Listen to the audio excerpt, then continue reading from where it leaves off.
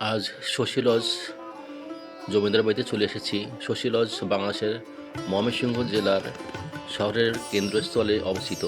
মহারাজা শশীকান্ত আশ্চর্যের বাড়ি। ব্রহ্মপুত্র নদের অদূরে এই রাজবাড়ি অবস্থিত। 1952 সাল থেকে বহুদিন শশী লজ ব্যবহৃত হয়েছে মহিলা শিক্ষক প্রশিক্ষণ কেন্দ্র হিসাবে। লজ ভবনটি এখন জরাজীর্ণ এবং প্রশিক্ষণ কেন্দ্রের জন্য ব্যবহৃত করা হচ্ছে না। 2015 সালে 4 এপ্রিল জাদুঘরের স্থাপনের জন্য বাংলাদেশ সরকারের প্রত্নতত্ত্ব অধিদপ্তরের শশী লজটি অধিগ্রহণ করে। পুরো বাড়িটি 9 একর জমির উপর প্রতিষ্ঠিত। মূল বাড়িটি নির্মাণ করেন মহারাজা সূর্যকান্ত। পরবর্তীতে তার দত্তপুত্র শশীকান্ত পুনর্নির্মাণ করেন, কারণ সূর্যকান্তের নির্মিত প্রাসাদটি ভূমিকম্পে আংশিক বা পুরোপুরি বিধ্বস্ত হয়েছিল। শশী লজের মূল ফটকে রয়েছে 16টি গম্বুজ। ভেতরে প্রায় প্রতিটি ঘরেই রয়েছে ছাদ থেকে ঝুলন্ত ঝাড়বাতি।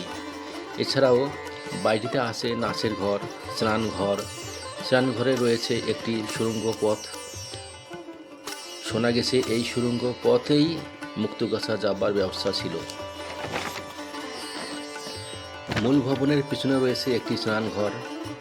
পিছনের রান্নাঘরটি ছিল দোতলা। এই স্নানঘরে বসে রানী পাশের পুকুরের হাসি খেলা দেখত। জনপ্রিয় মাধ্যম এই শশী লজ বাড়িটির জনপ্রিয় মাধ্যম হচ্ছে এই শশী লজেই ধারণ করা হয়েছিল হুমায়ুন আহমেদের রচিত ও নওয়াজিশ আলী খান পরিচালিত বিখ্যাত নাটক অয়ময়। মূলত এই নাটকের পরিচিতির পরেই স্থানীয়দের কাছ থেকে বাড়িটি জমিদার বাড়ি হিসাবে পরিচিতি লাভ করে। তো বন্ধুরা, আমি শশী লজের ভিতরে ঢুকেছি, কিন্তু এখানে ভিডিও করা নিষেধ। আমি চুপচুপ করে ভিডিও করেছি ভিতরের কিছু দৃশ্য। 17 বছর আগেকার কিছু ফার্নিচার, ব্যবহৃত কিছু অস্ত্র। তা আপনারা হয়তো বুঝতে পারছেন এখানে খুব রেস্ট্রিকশনের মধ্যে ছিলাম, যেটি আপনাদেরকে পুরোপুরিভাবে দেখাতে পারিনি।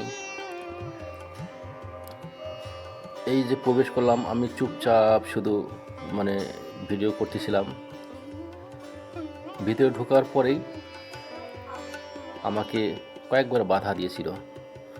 তারপর যতটুকু পারি আপনাদের জন্য আমি ভিডিও করে চলেছি। এটা বাইরে সুন্দর একটি বাতি, ঝাড়বাতি বলে। এই যে এগুলো ভিডিও করছি। চুপচাপ কথা বলে ধরে ফেলবে, তাই আমি কথাটা এখানেই বন্ধ করে দিলাম। আপনারা দেখে থাকুন আমি কী ভিডিও করতে পেরেছি চুপচাপ করে।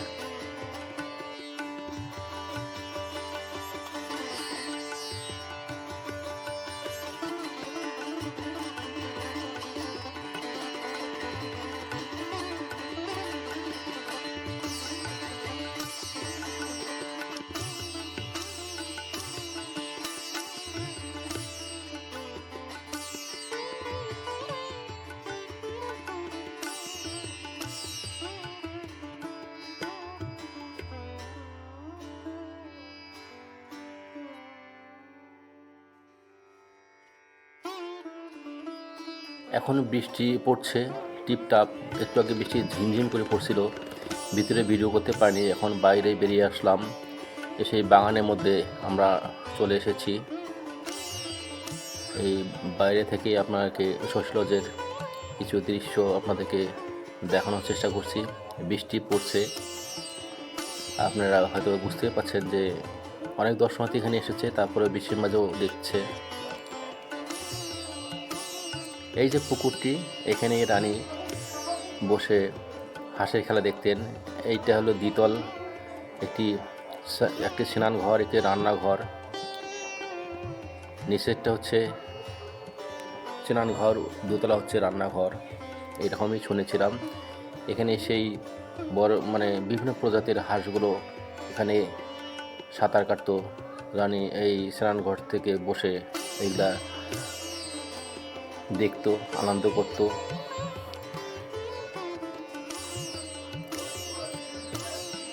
শশী লজের প্রথমে ঢুকেই একটি মূর্তি ছিল, সেই মূর্তিটি 1 বছর আগে আন্দোলনের সময় ভেঙে ফেলেছে শুনেছি।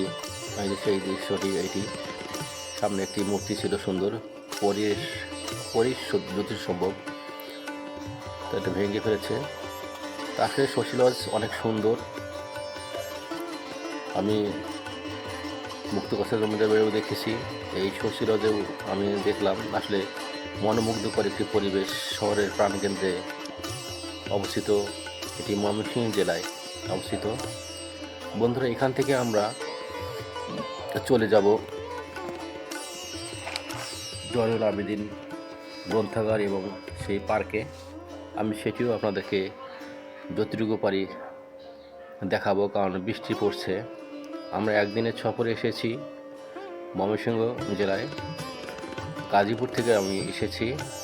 তো বন্ধুরা, আপনারা যারা আসবেন তারা ঢাকা মহাখালী থেকে অনন্যা পরিবহন, ইউনাইটেড, রাজীব পরিবহন সরাসরি মুক্তকচ্ছায় আসে। আপনি এই বাসে করে আসতে পারবেন।